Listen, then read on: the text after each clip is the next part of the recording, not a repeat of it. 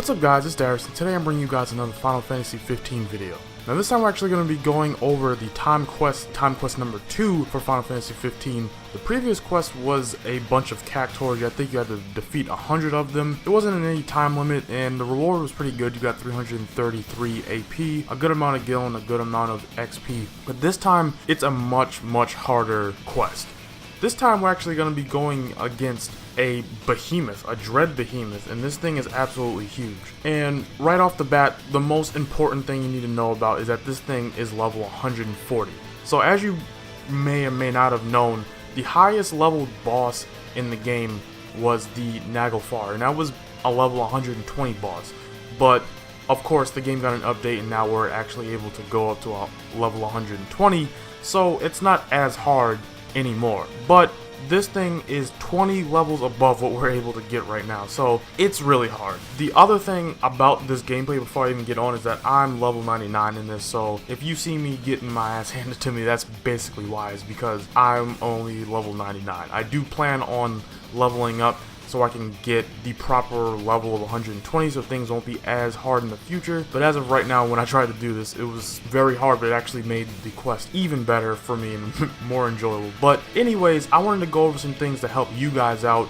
Even if you're level 120, this is going to be much easier. But even if you are at level 99, like I am, this is going to be the easiest way to beating it. So another thing I wanted to actually go over is what you're going to be able to get from this dread behemoth before you even go on. You're going to get 30,000 XP, 1.2 million gil, which is crazy, 999 AP. So this quest I definitely think is worth it, especially with this method, because it's not going to be that hard to do. So the number one thing you actually want to know about is, besides it being a level 140, is that this thing is actually really aggressive when it comes to ice magic. For some reason, as soon as you start, he casts an AoE type magic, ice magic thing, and it just takes up the entire battle area, and when it goes away he casts it again. So an important thing to know is that you're constantly going to be taking damage besides when he's doing damage to you. So even when you're dodging, you have the potential of being damaged because there's always ice around the area. Another thing you want to note is that he's very fast, but at the same time he has a lot of attacks that you're able to block and parry and counter and all that stuff. So be ready to hold down square or press square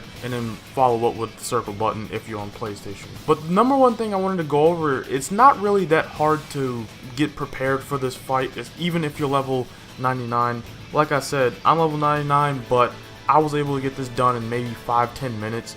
And what I did was, I actually, of course, you're going to want a lot of Phoenix Downs, you're going to want a lot of high potions, a lot of elixirs, basically the things that would help you stay alive and not have to start all over again. Another thing you want to make sure you have is Power EX, just so that you're doing a little bit more damage. But another thing you also want to do is make sure that you have the Golden Tail Soup right before you go into this, just to add even more odds in your favor. Of course, the Golden Tail Soup is probably the best thing you can eat in this game because it guarantees critical hits on every one of your hits, so you're getting max damage for whatever you're able to do with that weapon at that time and period. Another thing you also want to be able to do is please actually have the Ragnarok sword. I went into it with the into this battle, I tried a lot of things, and the Zwaal crossblades obviously are your second best thing that you could do, but I also had Axe of the Conqueror and Sword of the Wise. Obviously those are two royal arms that you can have that increase your strength, and also I had the original clothes that Noctis has without the jacket, because that also increases your strength as well. But I also had the Ragnarok sword because the main method for me for defeating this dread behemoth was me warping in, doing some damage, warping out, doing like a couple of attacks with the Zwaal crossblades. But then once I actually just switched to the Ragnarok sword with Power EX, with the guaranteed critical hits from the Golden Tail Suit, and with obviously the buff in the Ragnarok blade itself being able to get a lot of damage from warp attacks, this basically guarantees 9,999 damage every time you warp attack to him, and you can literally just go in and out.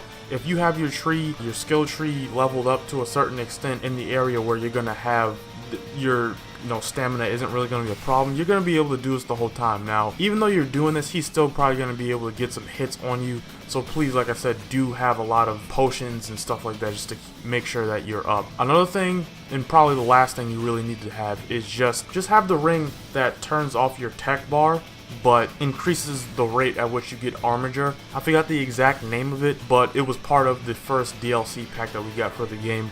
I know Armiger is in the name, so if you have it, you're going to notice that you have it. But yeah, equip that to Noctis, because honestly, with, again, Power EX, with the Golden Tail suit, with everything like that on top of Armiger mode, you're going to be doing massive damage, and the most damage is when I used Armiger mode. Usually, I would have used the Tactician ring or bangle or whatever you want to call it to have my tech bar increase every time, because I do have limit break on Gladiolus and I have impulse, and that would do a lot of damage. However, I tried that and it wasn't doing nearly as much damage as Armiger mode. So yeah, the rundown really is use Golden Tail suit, have power EXs, have a lot of potions and stuff like that. In order to really, the best way to fight them is to just warp in and out. Use Ragnarok as much as possible, because again, those warp attacks are going to be a lot of damage. Use the Armiger ring so that your Armiger is constantly building up as fast as possible. Use it, you know, and just really repeat that.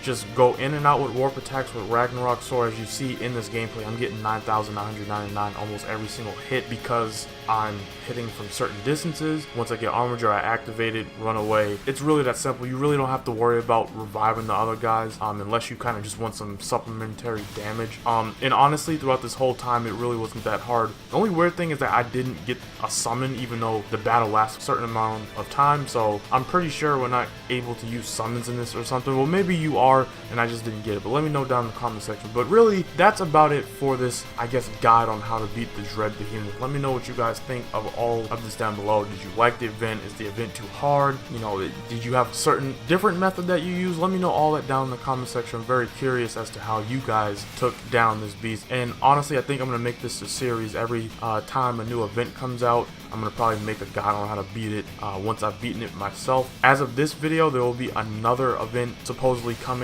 on the 22nd, so that would be, I guess, a week or almost a week from now. So I'll probably have another guide up around that time of the day. But again, if you liked the video and you enjoyed it and it helped you out, please leave a like down in the comment section.